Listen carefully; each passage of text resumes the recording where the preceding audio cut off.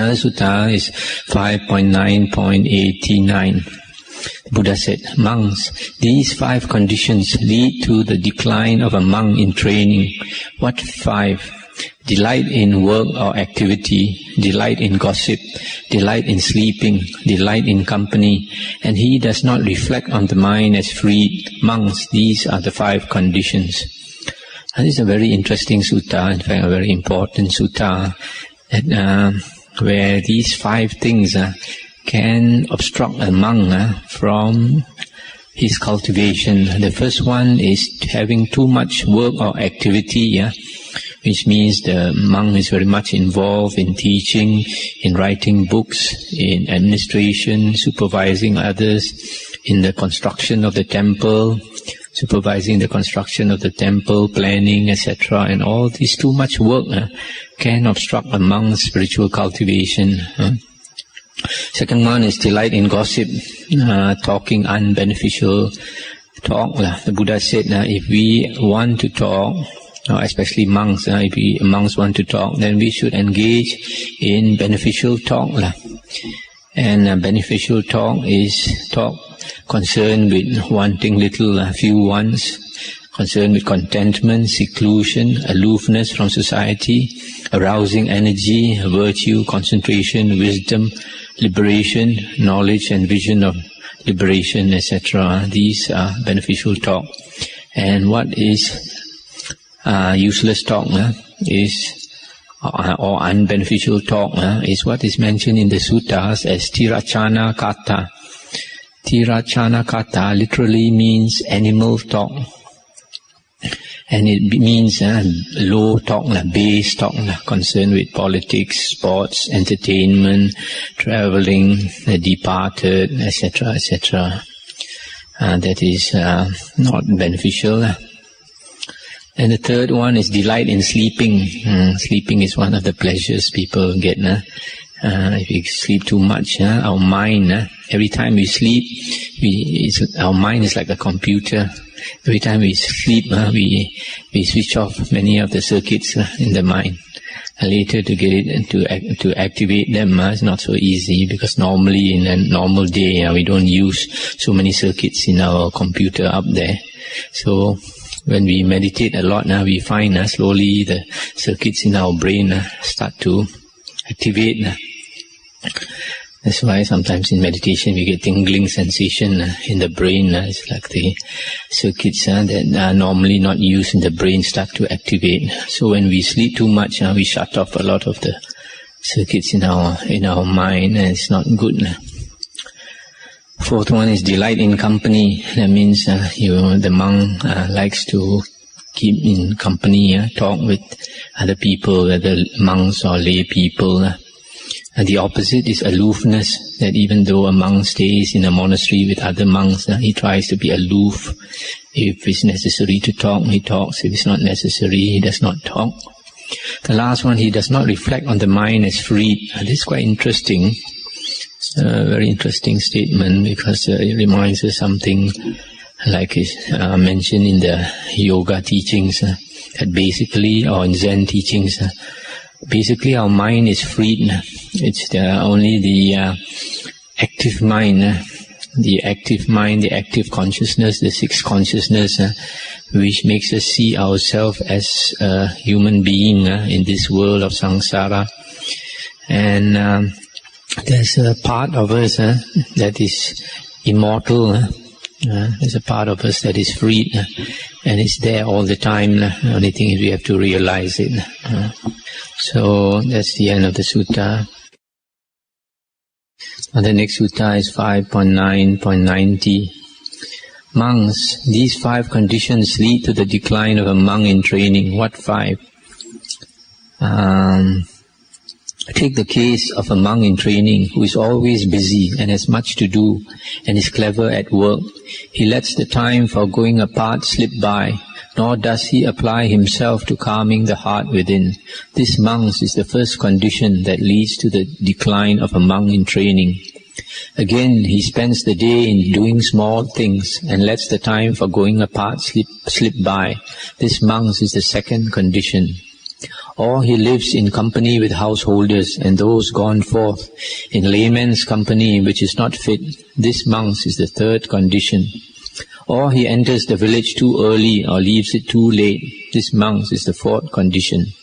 Moreover, monks, such talk as is austere and a help to liberating the mind, talk on wanting little, on contentment, on seclusion, on aloofness, on arousing energy, on virtue, concentration, wisdom, on liberation, and on the knowledge and vision of liberation, that the monk in training cannot obtain at will, easily and without difficulty, and he lets the time for going apart slip by, nor does he apply himself to calming the mind within.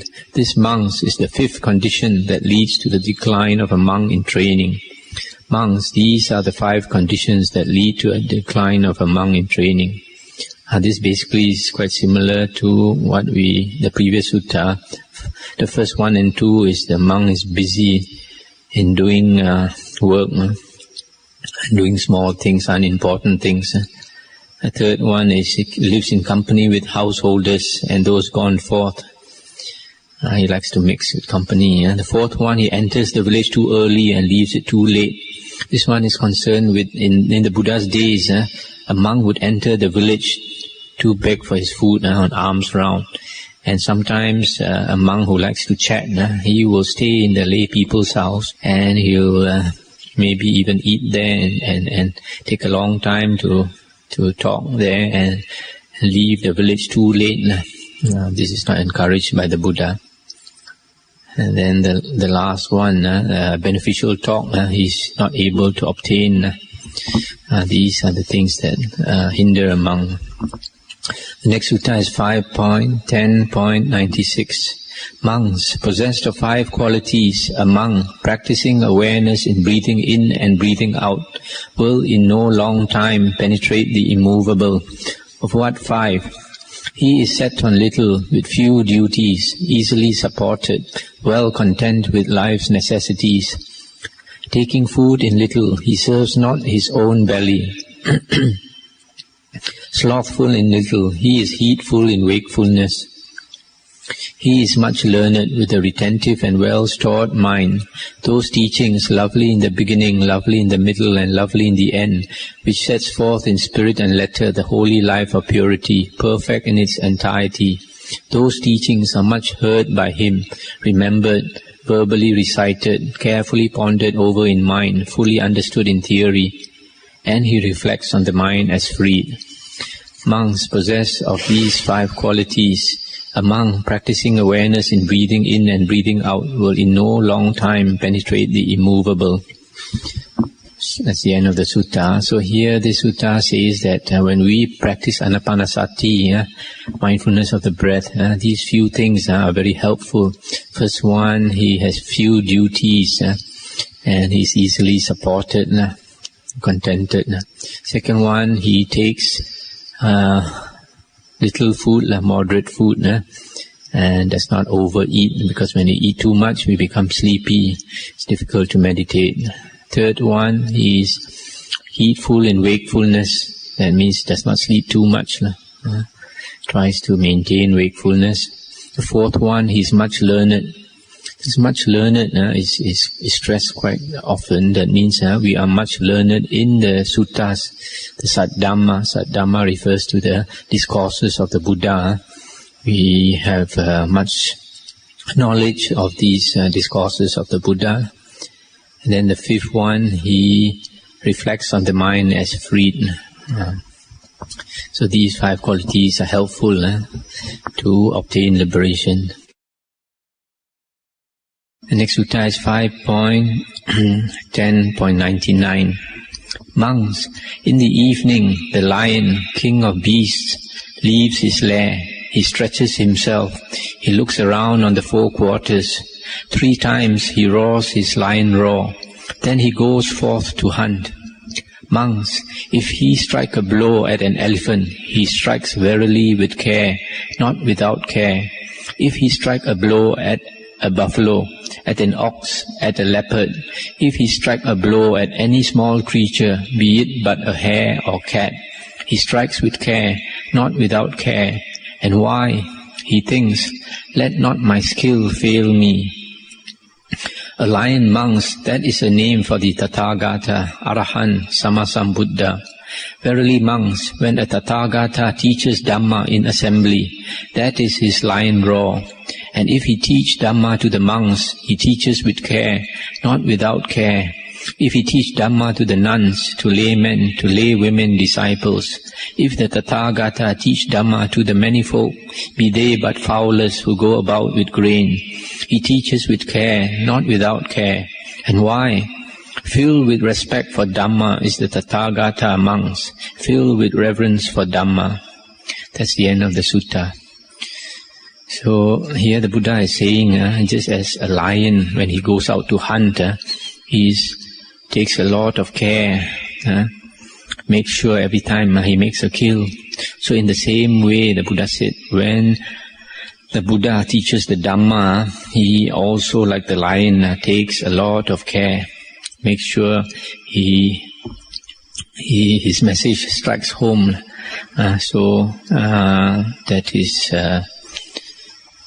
That's about teaching Dhamma. In one of the suttas later we will find the Buddha says that even the Buddha has a Raja.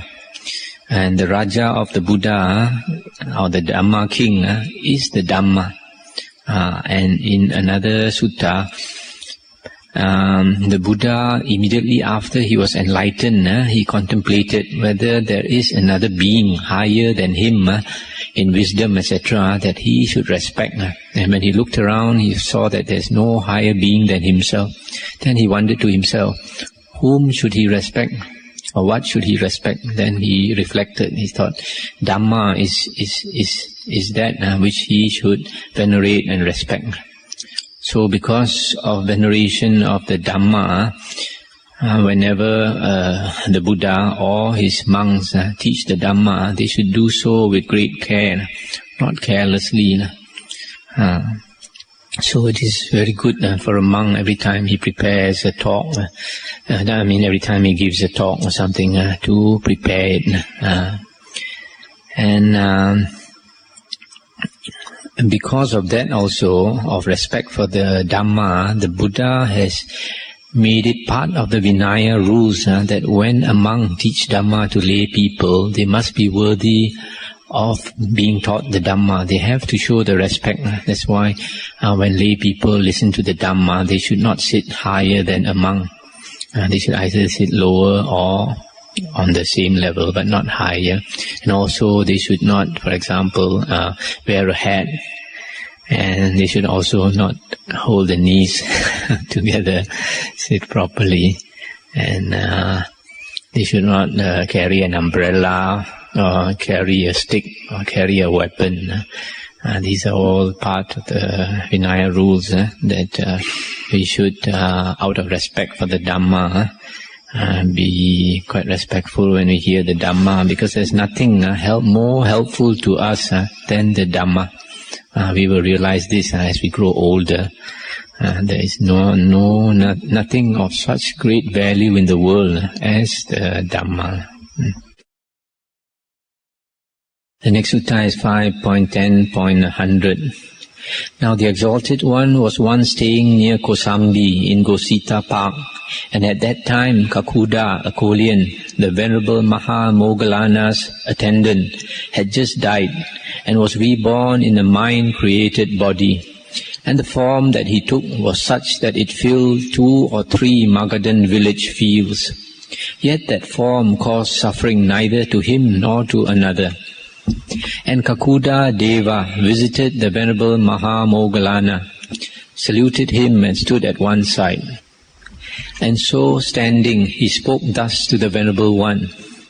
Sir, in Devadatta has arisen this longing. It is I who will lead the order of monks. And sir, with the arising of that thought, Devadatta's psychic power has declined. Thus spoke the Deva Kakuda.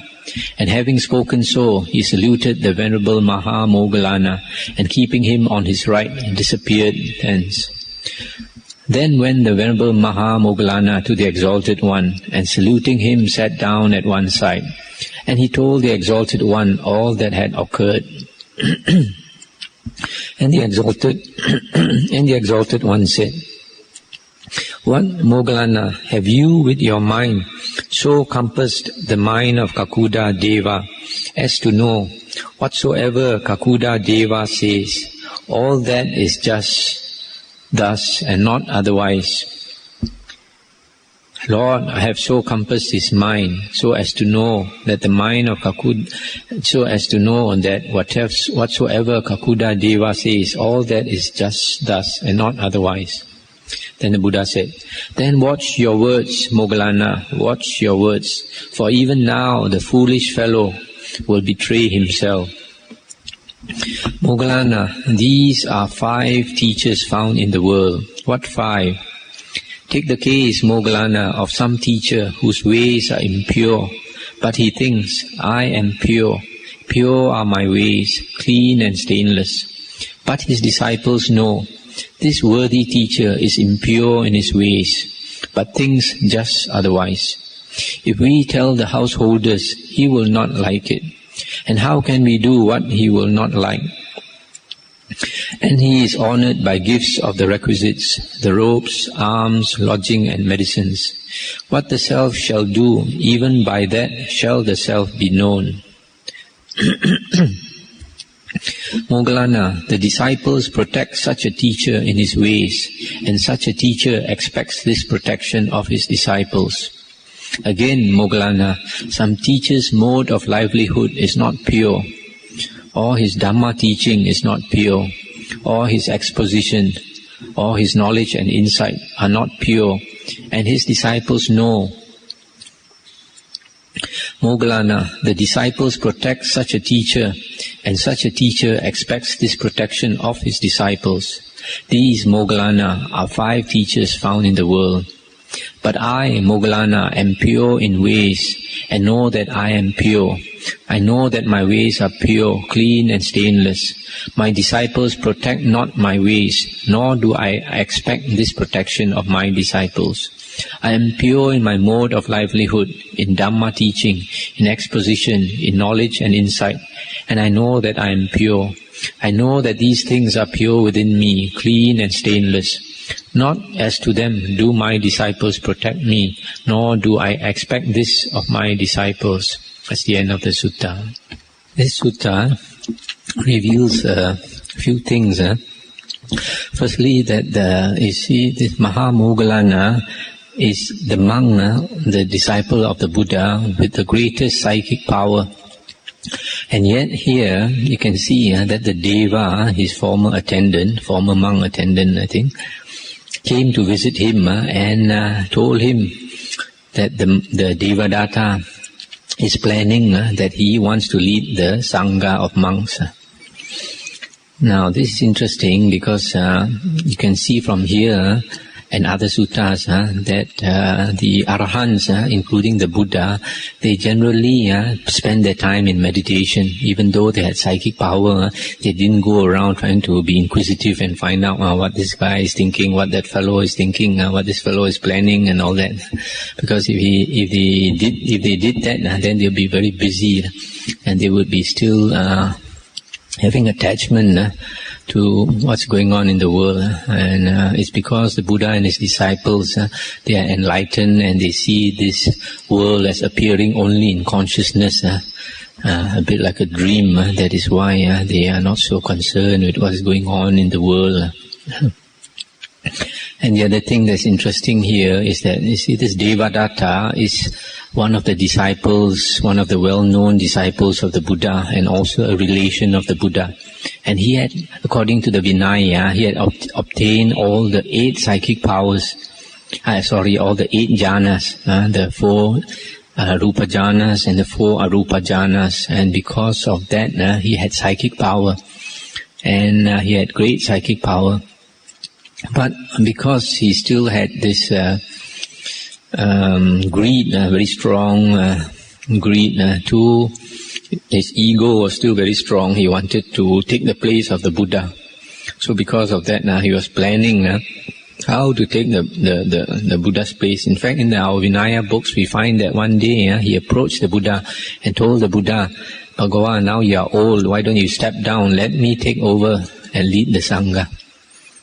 And he said that 3 times in our Vinaya books, and then the Buddha scolded him in front of the Sangha, saying that he's like a spit, something that you spit away, and yet you think you want to lead the Sangha.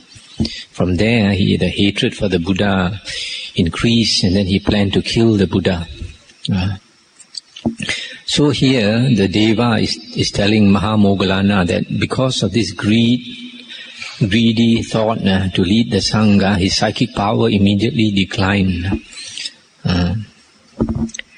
And the Buddha was saying, watch your words, Moggallana, watch your words, for even now the foolish fellow will betray himself.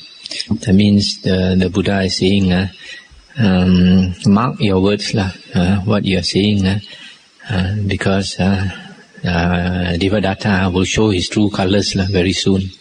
Then the Buddha talked about the 5 types of impure teachers. And this is quite interesting, that there are teachers who are impure and they try to hide the fact, and the disciples also try to protect the teacher, because this is concerned with the personality cult. Some people, they hero worship a teacher, and because of that they think their teacher is famous, and so because if they are a disciple of a famous teacher, they are also like that, great. If the teacher is great, they are also great. So because of that, they want to protect the image of their teacher, you see. And in that way, they are indirectly protecting their own reputation. And it's clear in the Buddha's teachings that we don't take refuge with anybody. We only take refuge with the Buddha, Dhamma, and Sangha. We always remember, we take the refuge with the Buddha, Dhamma, and Sangha, and whatever a teacher tells us, we have to compare it with the Buddha's discourses, whether it's consistent with the Buddha's discourses. If it's consistent, we accept it. If it's not consistent, the Buddha says in the Anguttara Nikaya that we don't accept it. Because nowadays there's a lot of personality cults around, we have to be cautious. Next sutta is 5.11.102. The Buddha said, monks, a monk who follows after 5 things is mistrusted and suspected. He is thought of as an evil monk, even if he has won to the immovable. What 5? Herein monks, a monk frequents a prostitute's house. He frequents a widow's house. He frequents the house of some unmarried woman, or where a eunuch stays, or he frequents the nuns' quarters. Verily, monks, a monk who follows after these 5 things is mistrusted and suspected. He is thought of as an evil monk, even if he has won to the immovable. That's the end of the sutta. This sutta is talking about the wrong resorts of a monk called the Anguttara. 5 types of places a monk should not go often. He can go once or twice if necessary, but he keeps going there. People will suspect him of being an evil monk. And even if he has won to the immovable, according to the commentary, this means that even if he is an arahant, if he keeps going to these few types of places, people will suspect him to have evil intentions. First one is a prostitute's house. That is quite obvious. The second one is a widow's house. The third one is some unmarried woman. That means one of middle age or so, and unmarried. Third one is a eunuch or a homosexual. If somebody is known to be a homosexual and a monk keeps going there, people will naturally suspect something wrong. Or he keeps going to the nuns' quarters. That also something wrong. So, that's the end of the sutta. The next one is 5.12.111. Monks, pursuing 5 courses, a clan-going monk becomes among clan folk neither dear nor loved nor revered, nor what he ought to become. What 5? He is intimate with those who are unfamiliar, interfering without warrant, frequents the society of dissenters, whispers in the ear, and asks too much. Monks, pursuing these 5 causes, a clan going is not dear, nor loved, nor revered to clan folk. That's the end of the sutta. That means a monk should be careful not to do these few things. The first one is to be too intimate, too friendly with those who are unfamiliar, probably newcomers. Too familiar, too close to, too friendly with newcomers, those who are unfamiliar, people will suspect something wrong. Second one, interfering without warrant. That means interfering probably in lay people's affairs without good reason. If you are not asked, a monk interfering in lay people's affairs, even if it's not asked. Third one, frequents the society of dissenters. That means those of wrong views, those of other views. A monk keeps going to them also. People will think there's something wrong. The fourth one, whispers in the ear. That means, especially if a monk talks to a woman, and he talks in whispers, very softly and all that, people will think he's saying some things that he should not be saying, and that he doesn't want other people to hear, and people will suspect he's saying words that are indecent or improper. And the fifth one, he asks too much. That means he asks the lay people to give him things much more than is reasonable. And the next sutta is 5.12.112. Monks, acting in 5 ways, a recluse or a monk ought not to be taken to walk behind. What 5? He keeps too far behind or too near. He takes not the alms-laden bowl. Restrains not his speech, which borders on being an offense. Interrupts one time and again in speaking, and is dull-witted, stupid, and idiot. Monks, acting in these 5 ways, a recluse ought not to be taken to walk behind. That's the end of the sutta. This sutta is more of like a Vinaya, concerns a disciplinary rule of monks, because a recluse ought not to be taken to walk behind. That means he should not be taken as a disciple. When a monk follows a senior monk, he becomes a sort of a disciple. So here, a lot of this refers to body language. The first one, he keeps too far behind or too near. That means when they go on alms round, the junior monk, he either walks too far behind or he walks too near and steps on your heels or something. So from this, you can see that junior monk is not respectful.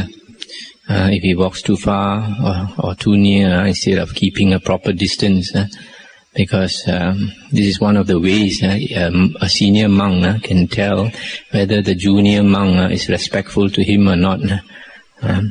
The second one, he takes not the alms-laden bowl.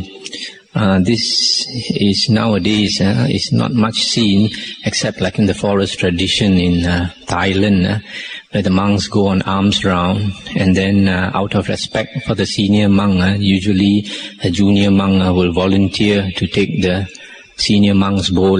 That means when he comes back on alms round, he's already got his bowl full, and then he takes the senior monk's bowl again, puts it on his neck, the strap on his neck, so he carries 2 bowls. And this is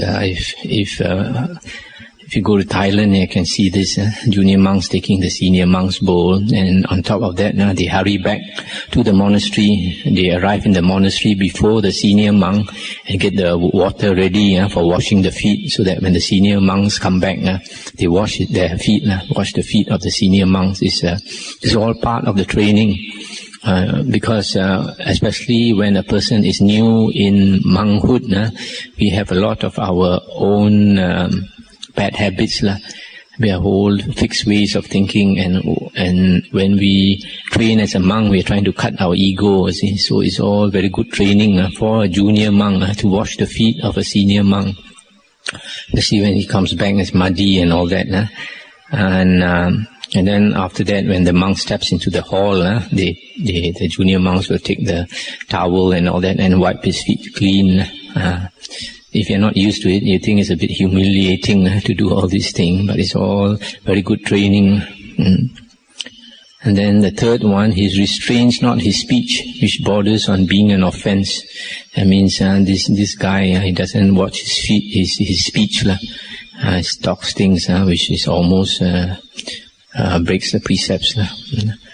And the fourth one, he interrupts the senior monk again and again. When the senior monk is speaking, he says something to interrupt the senior monk, and this is not being respectful. And the last one, this junior monk is a fool. If the monk, this junior monk is such, then the senior monk can ask him to leave. He's not showing enough respect. If you go to a good monastery, a good like a Thai forest monastery, you find there's a lot of discipline and a lot of ways of behavior which a lay person generally is not used to. It takes some getting used to, but it's all very good training. That's why you see senior forest monks, when they go anywhere, there is a junior monk who accompanies them, who serves them, does everything for them. When they are about to sit down, he puts the sitting cloth for the senior monk to sit. When the senior monk wants to go on arms round, he brings the robe for the senior monk to wear, and then brings the bowl, etc. Next sutta is 5.12.113. Monks, possessed of 5 qualities, a monk cannot enter and abide in right concentration. What 5? Herein monks, a monk cannot endure sights, sounds, smells, tastes, and touches. Monks, possessed of these 5 qualities, a monk cannot enter and abide in right concentration. It's the end of the sutta. Here, the sutta is saying that if a monk cannot endure sights, sounds, smells, tastes, and touches, then he cannot compose his mind. Why? Because these sights, sounds, etc. can distract him. Either distract him, he is so distracted he cannot compose his mind, or they discomfort him so much that he can't bear the discomfort, and he is so agitated by it that he cannot compose his mind. The first jhana, for a person to enter the first jhana, in the definition of the first jhana, the Buddha said, secluded from sense desires, secluded from unwholesome conditions, a monk enters and abides in the first jhana. So a person has to be able to become aloof from the world of the 5 senses, sight, sound, smells, taste, and touches, before he can enter the jhana.